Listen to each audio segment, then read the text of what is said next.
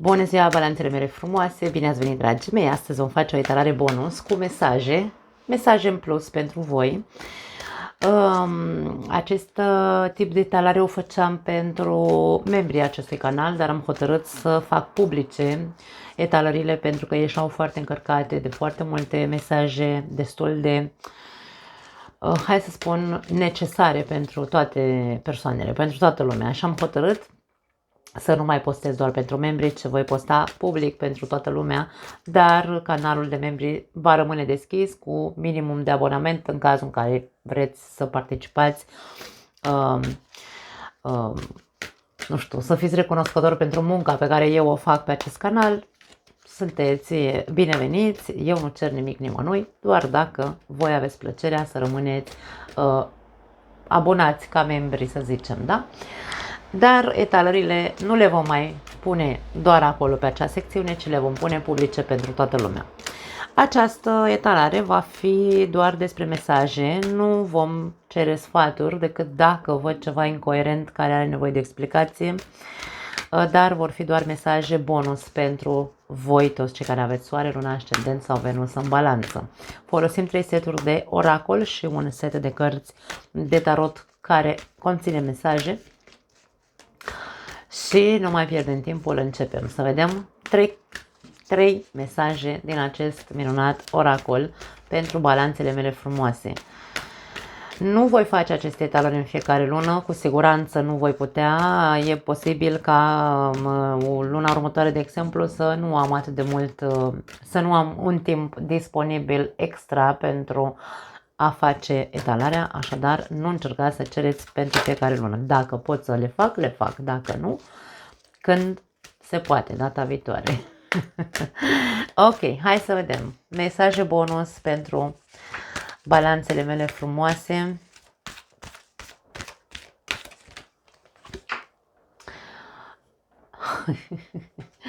A fi fluid aici, e primul mesaj pentru tine. Trebuie să ajungi să fii mai adaptativ, îmi vine să spun aici. Poate balanțele în ultima perioadă au fost așa cam, nu știu, stricte pe ceva anume. Și aici se spune, nu, e momentul să începi să te adaptezi la o anumită situație, să începi să înveți să curgi cu viața într-un fel sau altul, da? Deci, rigiditate nu, ți se cere fluiditate și adaptabilitate. O problemă neterminată ai aici, ai ceva în viața ta care n-ai reușit să ajungi la o concluzie și probabil că de aia ți se cere să fii mai fluid sau să fii mai adaptabil la această situație ca să se finalizeze, îmi vine să spun. Atenție, interesant mesaj, și avem conexiune. Acest mesaj, această carte ne arată o imagine interesantă a unei femei, sau mă rog, hai să spunem persoane, care este în conexiune totală cu energia ei, dar și cu... E ca și cum își încarcă bateriile de la soare, îmi vine să zic aici. O conexiune între această persoană cu propria energie, cu energia din exterior, și aici avem flori, așadar aș spune și cu natura. Poate că nu ar strica să încerci să fii mai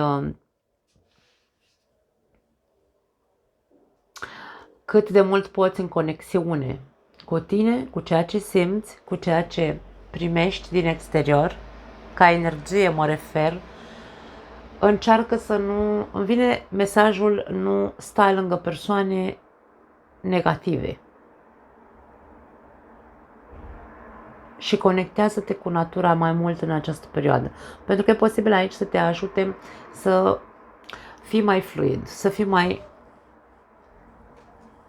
Că nu mai îmi vine acum un alt sinonim de la cuvântul fluid. De-aia îmi vine adaptabil, da? E momentul să devii mai adaptativ, cred, e corect în românește, nu știu, mă corectați voi dacă e. Și aici avem acum și aici mindfulness. Tu ai nevoie să fii foarte axat în prezent, foarte atent la ziua de astăzi, la momentul de acum. Eu aș spune că ce vor de fapt cărțile să ne spună este să nu te mai centrezi doar pe ce-ți lipsește. Centrează-te pe a trăi ziua, prezentul, adaptându-te la orice fel de schimbări vin în viața ta. În fiecare zi poate să vină o chestie care să ne dea așa ziua cu fondul în sus, da? Curge cu lucrul ăla. Eu am mai văzut aici mesajul ăsta de a fi fluid la voi la balanțe. Da? Nu e prima oară când îl văd la voi. Mi-aduc aminte, am o memorie de elefant și eu. Mi-aduc aminte. Nu știu dacă e vorba despre luna trecută sau despre acum 2-3 luni în urmă. E vorba de a te conecta mult mai într-un fel sau altul mult mai profund cu tot ceea ce te înconjoară, ca să devii din ce în ce mai adaptabil sau mai adaptativ. Am zis, nu știu dacă este corect, mă corectați voi. Nu te mai centra pe ceea ce îți lipsește. Nu pot să zic altceva. Da, vor avea sens pentru unii dintre voi aceste mesaje. Această etalare este generalizată sau generală. Eu nu vorbesc despre iubire neapărat sau despre locul de muncă sau... Voi știți unde simțiți acel minus pe care vă concentrați. Da? Chiar dacă vă lipsește ceva în viața voastră, un alt mesaj pentru altcineva, adaptați-vă din mers acelei lipsuri. Rămâneți în continuare conectați la tot ceea ce vă înconjoară și trăiți cât mai centrați pe prezent. Hai să vedem. Alte mesaje bonus de la acest minunat oracol a sărit una, o luăm. Observă sau fii atent la schimbările subtile. Aici a ieșit și din nou am impresia că a ieșit, poate fi tot la Taur, de-aia zic aici, nu știu de ce am impresia că ori voi aveți planete în zodia Taur, ori aveți de-a face cu un Taur. Atenție! Cei care știți că aveți o conexiune cu zodia Taur, vă invit să vedeți etalarea Taurului, da? Pentru că îmi sună foarte mult aici. Spune așa mesajul. Culoarea este putere. Aici avem o carte plină de culoare, la fel cu foarte multe culori ca și cum ar fi curcubeul și pe rochia acestei femei avem aceeași tentă de multe culori. Așadar, este vorba despre, aici vedem că această persoană întinde niște rufe, dar sunt toate așa fără viață, să zicem, nu au culoare acele rufe. Gri, bej, albe, nu știu, o chestie fără viață, să zicem, da? Și aici spune că culoarea este putere. Alege o culoare pe care de obicei nu o pui pe tine și introdu-o în, nu știu, în dulapul tău cu haine, dacă vrei, în dressing, că acum se vorbește în English. Acest lucru va schimba energia din câmpul tău, conexiune, energie, și îți va schimba inclusiv conștiința sau conștiința de tine însuți. Mindfulness te ajută să devii mai fluid, mai conectat, da? Culoarea, mai prezent în viața ta. Obiectivul tău este să descoperi care sunt schimbările subtile care pot mări sau micșora confortul sau gradul tău de confort. Deci aici este vorba despre tine. Tu trebuie să faci un fel de practică în a pune un pic mai mult de culoare în viața ta, nu neapărat doar pe haine, ci obiecte decorative, colorate, nu știu, flori, de ce nu? Aici, nu știu, puneți flori colorate în casă. Au murit, nu de plastic, dragii mei, nu mai folosiți prostii de la de plastic. Luați-vă flori naturale, colorate, de toate culorile. puneți o vază de flori de fiecare dată să ai tot timpul în casă flori proaspete. Dacă nu îți place să porți atât de colorat. Eu nu spun să combini culorile așa, să ai într-o singură bluză sau rochie sau cămașă toate culorile curcubeului. Nu! Vedeți cum portați roșu odată, albastru odată, verde odată, galben odată. Deci, ca tu să observi ce schimbări se fac înăuntrul tău. Despre asta e vorba, da? Ce culoare te face să te simți confortabil și ce culoare te face să te simți inconfortabil sau te agită. Aici este vorba despre cum se schimbă câmpul tău de energie în jurul tău. Despre asta e vorba. Da? Curge, uite, ia-ți o umbrelă roșie, da? Persoana asta are o șapcă și o umbrelă roșie. Nu știu, habar n-am. Nu pot să-ți mai dau așa alte exemple. Dar este vorba despre asta. Că tu trebuie să observi schimbările subtile din viața ta. Nu-mi spune că îți place doar gri, bej și alb, pentru că nu are noimă. Da? Viața este culoare. Du-te în natură să vezi că există toate culorile. Mai puțin gri și bej decât în toamnă sau în iarnă, când natura moare. Dar când natura este vie, este colorată. Alege să te vindeci. Nu știu despre ce este vorba, vom vedea. Acest set de cărți de oracol este plin cu mesaje de vindecare, dar nu are legătură doar, doar cu vindecarea fizică, da? Ci și cu vindecarea psihologică sau emoțională. Avem așa. Astăzi este o zi în care ar trebui să reflectezi, da, reflectezi asupra emoțiilor perturbatoare sau care te perturbează, na.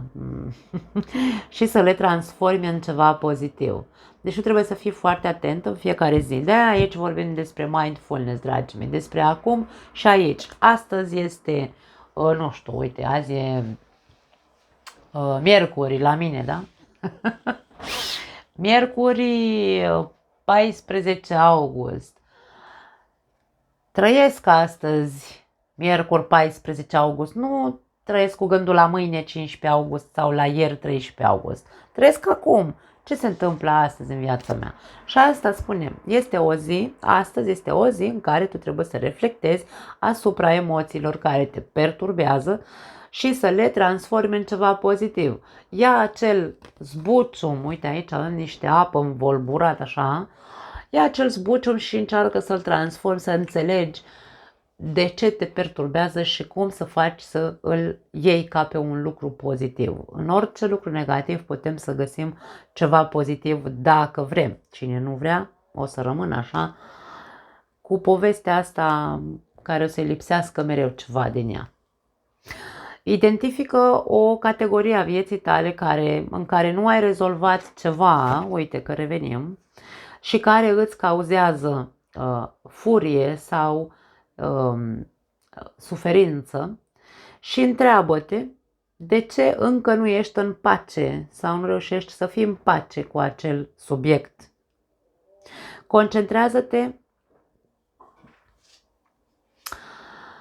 Concentrează-te pe cantitatea de putere pe care o pierzi sau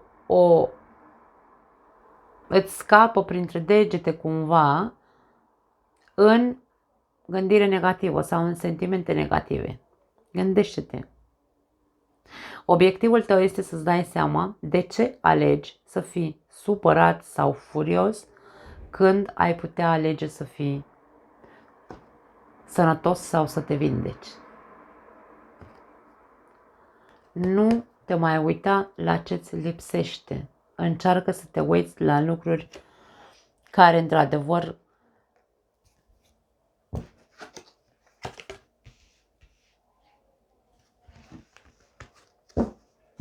merită să le vezi pozitive în viața ta, îmi vine să spun. Mănâncă alimente sănătoase, ți se spune. Poate unii dintre voi nu aveți grijă nici de, într-un fel sau altul, de corpul vostru. Mănâncă doar alimente care să fie bune pentru tine, ți se spune. Poate că deja o faci de obicei. Iar dacă o faci, ar trebui să te simți extraordinar de bine. Dacă nu te simți bine, mai e o problemă, înseamnă, da? Că nu o faci, că nu te alimentezi cum trebuie. Majoritatea persoanelor știu că trebuie să aibă mult mai mare grijă de aspectul lor, dar le este foarte greu să fie centrați.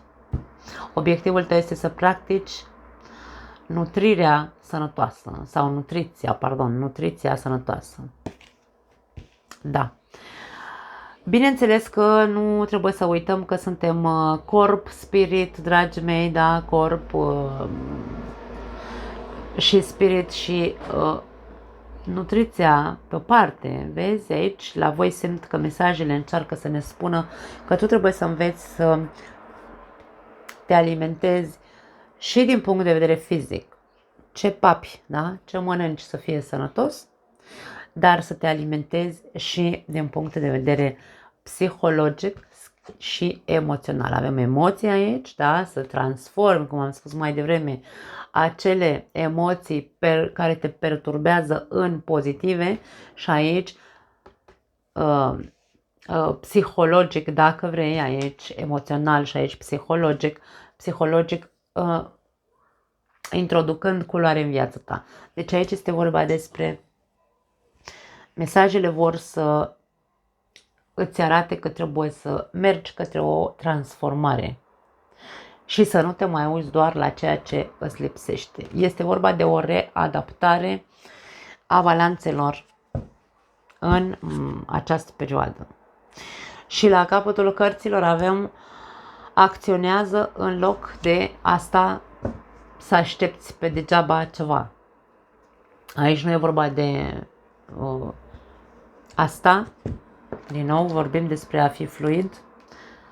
Nu rămâne aici axat pe această lipsă, ci pune-te în mișcare, fă altceva. Și ne spune așa, gândește-te la ceva la care ai, de foarte mult timp aștepți să se întâmple. Poate aici cineva așteaptă să se împlinească, nu știu, ceva în viața lui. Și aici te întreabă, aștepți ca cineva, wow, foarte interesant, aștepți ca cineva să intre în viața ta? Aștepți jobul și salariul perfect?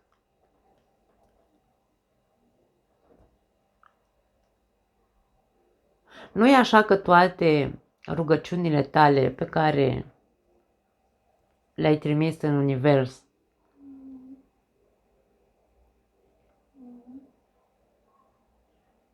nu au primit niciun răspuns? Cum te afectează această așteptare de răspuns din partea universului din punct de vedere al stresului? Foarte interesante întrebări aici. Ia reflectați, dragii mei.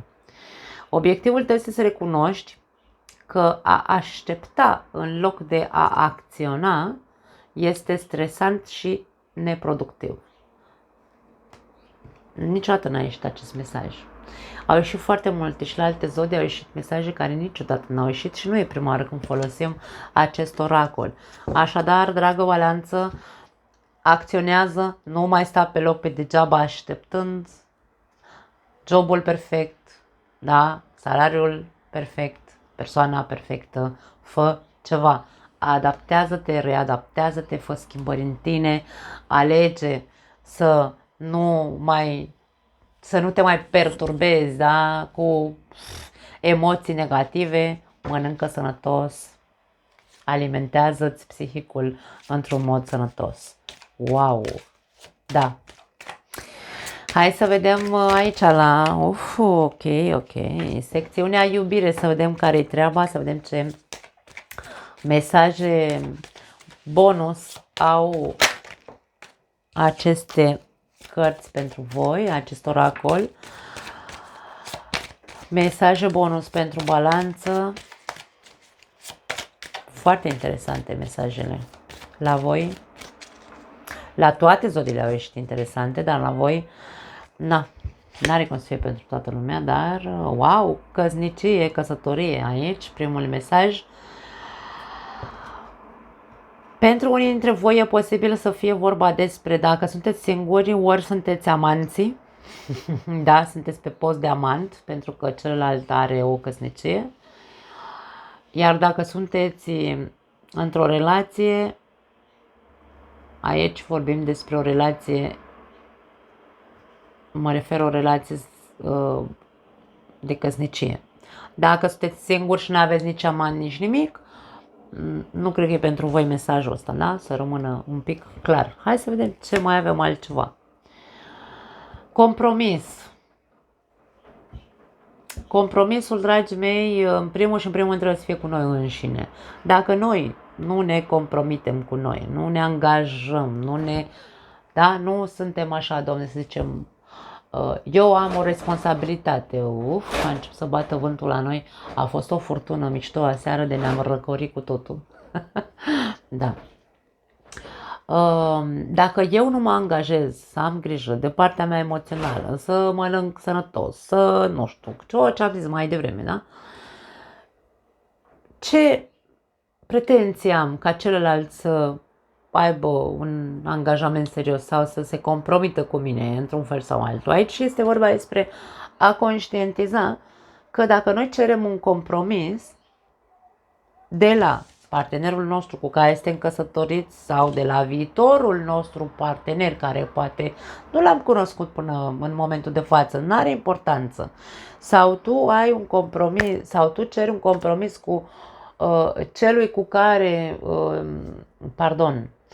tu îi ceri celui care este pe post de căsătorit și tu ești amantul sau amanta și îi ceri celuilalt să se compromită cu relația ta, cu relația cu tine, nu știu de ce sunt incoerentă, nu că sunt incoerentă, cuvintele mie sunt așa cumva fără noimă, dar tu n-ai cum să ceri unei persoane care deja e căsătorită și tu ești amantul sau amanta să se compromită cu tine sau cu relația ta. Aici e vorba despre eu intru într-o relație pe post de amantă,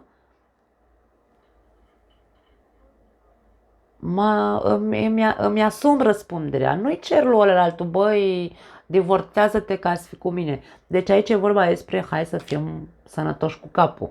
Da? Asta în cazul în care, bineînțeles, ești pe post de amant. Dacă nu vorbim despre aspectul ăsta, compromisul întotdeauna, insist, trebuie să fie cu mine însumi și apoi cu celălalt. Da? Dacă m-am măritat și m-am însurat, Domne, mă compromit în relația asta, păi ce facem? Da? Nu stăm aici să mă uit, aoleu, îmi lipsesc o grămadă de lucruri în relația mea. Păi fă ceva. Fă ceva și tu, să facă ceva și celălalt. Mergeți la psiholog dacă aveți nevoie de terapie, de cuplu și așa mai departe. Da? Dar aici este vorba despre fiecare dintre cei doi să se compromită, să-și depună, să se responsabilizeze pentru partea lui de angajament pe care și l-a luat când a semnat la primărie. Las-o așa, zice cartea asta. Uite, asta a tot ieșit. Foarte interesant. Lasă această situație să meargă până la final. Sau să ajungă până la final. În cazul în care sunteți singuri și hai să zicem că nu sunteți aici pe post de amanți, sunteți într-o relație cu cineva, de exemplu, care încă nu se compromite, încă nu e hotărât dacă să-și pună pirostriile sau nu. Eu aș spune că se va hotărâ, dar aici e vorba despre tu a învăța să te adaptezi, să fii, pur și simplu să înveți să trăiești momentul prezent lângă persoana respectivă, pentru că de ajuns va ajunge undeva această relație, va ajunge la un compromis și la o căsnicie probabil, dar las-o să curgă. Nu obliga nimic, nu forța nimic. Dacă ești într-o relație, după cum am zis, fiecare dintre voi trebuie să se compromită cu partea lui de muncă care trebuie făcută în acea relație.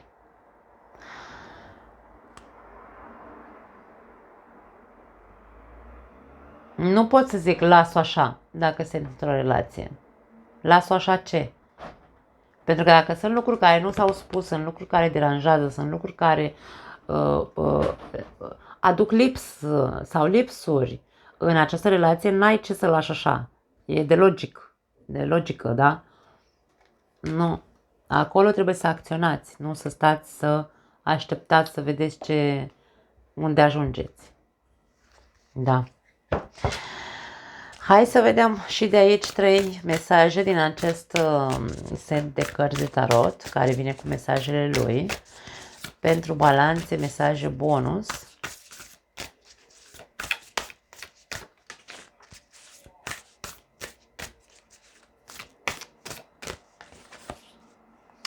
Împărăteasa. Interesant. Creație sau creativitate, abundență și acțiune. Această carte a Împărătesei în aceste de cărți vine cu aceste mesaje. Poate că e momentul să începi să creezi de la zero. De ce nu?